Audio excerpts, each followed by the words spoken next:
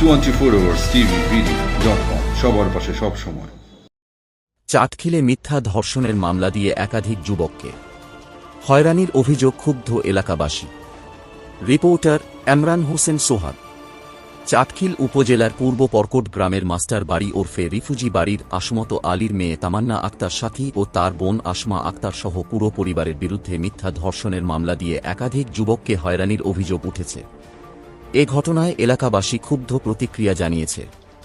অনুসন্ধানে জানা যায়, পূর্ব পরকট গ্রামের রিফুজি বাড়ির দিনমজুর আসমত আলীর মেয়ে তামান্না আক্তার সাথীর বড় ভাইয়ের সাথে ১ নং শাহাপুর ইউনিয়নের শাহাপুর গ্রামের নাজমুল আলম নাইমের সাথে বন্ধুত্ব ছিল।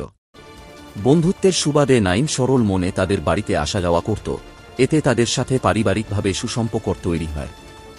এই সুযোগ কাজে লাগিয়ে বিগত ১ বছর পূর্বে সাথীর পরিবার প্রতারণার ফাঁদে ফেলে নাইম ও সাথীর বিয়ে হয়েছে বলে ভুয়া কাগজপত্র তৈরি করে। নাইম তা অস্বীকার করায় তারা আদালতে যৌতুকের মিথ্যা মামলা দায়ের করে হয়রানি করতে থাকে।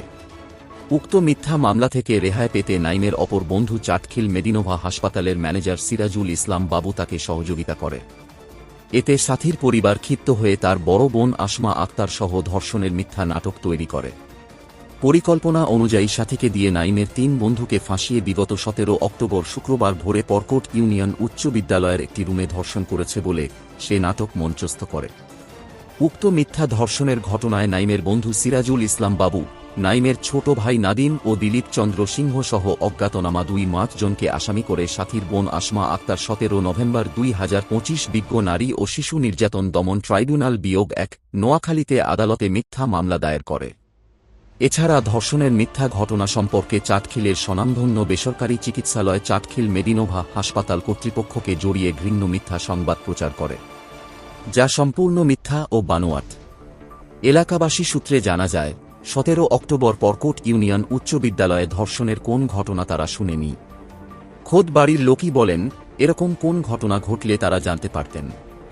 পরকট ইউনিয়ন উচ্চ বিদ্যালয়ের ম্যানেজিং কমিটির সদস্য ও দশঘরিয়া বাজারের ব্যবসায়ী শহীদ উল্লাহ জানান, স্কুলে এমন কোন ঘটনা ঘটার সুযোগ নেই, কারণ ২ জন নাইট তাদের পূর্ব কোনো শত্রুতা থাকতে পারে। এই জন্য এটাকে একটা শুক্রবারটা দিন ধার্য করছে, মনে হচ্ছিল এখানে কেউ থাকে না, কিন্তু ওই দিন শুক্রবার ১৭ অক্টোবর ২০১০ আমার এখানে কিন্তু সকালবেলা উন্মুক্তের ক্লাসও হয়েছে। উন্মুক্তের ক্লাস চলে এখানে শুক্রবারে, তাহলে এটা এখানে হওয়া ইম্পসিবল। এটা পূর্ব শত্রুতার যার দ্বারা কাউকে ফাঁসানোর জন্য এই ঘটনাটা করা হয়েছে। আর আমার স্কুলকে এই ধরনের একটা কথা না, এটা আমি কিন্তু অত্যন্ত বিব্রতকর, এবং আমি প্রয়োজনে এটার কোনো আইনি অ্যাকশন হওয়া যেতে পারি। যদি আর দ্বিতীয়বার আমি পুলিশকে বলছি, যদি আপনারা দ্বিতীয়বার আর এখানে এগুলা করতে আসেন, তাহলে কিন্তু আমি আইনি কোনো পদক্ষেপ নেব। আমার স্কুলের মান সম্মান এগুলো নষ্ট যেতে না।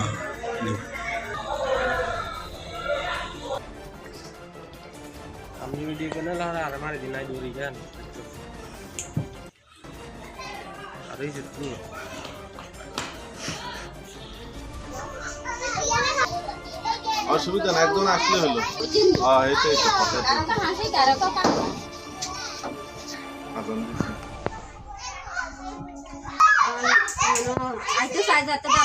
অসুবিধা আছে না,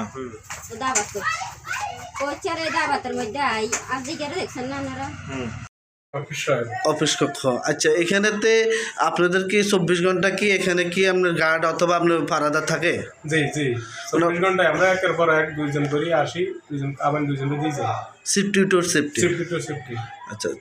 আচ্ছা, এখানে দর্শন হয়েছে বলে একটা অভিযোগ করছে, এটা কতটা সত্যতা? এটা একদম মিথ্যা। ২৪ ঘন্টা এখানে তালা থাকে। এবং যে শুক্রবারে আমাদের লোক অল ইন অল ডিউটি, মানে আমাদের স্টাফ ৯ জন, তো আমরা একের পর এক ডিউটি আছে, বুঝছেন।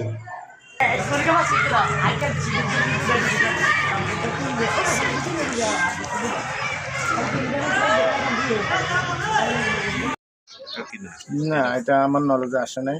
আর আমি এটা দর্শন হয়েছে বলে এটা আপনি জানেন না? না, এটা আমি কোনোদিনও শুনি নাই। আর যদিও ওই আমাদের স্যার বা আমাদের যারা ওই নাইট গার্ড থাকে, এরা জানলেও জিনিসটা আমরা জানতাম, আমাদের নলেজে আসতো। ওই ধরনের কোনো কিছু নেই, সম্পূর্ণ গুজব, সম্পূর্ণ মিথ্যা। আপনার কি নাম? আমার নাম শহীদ।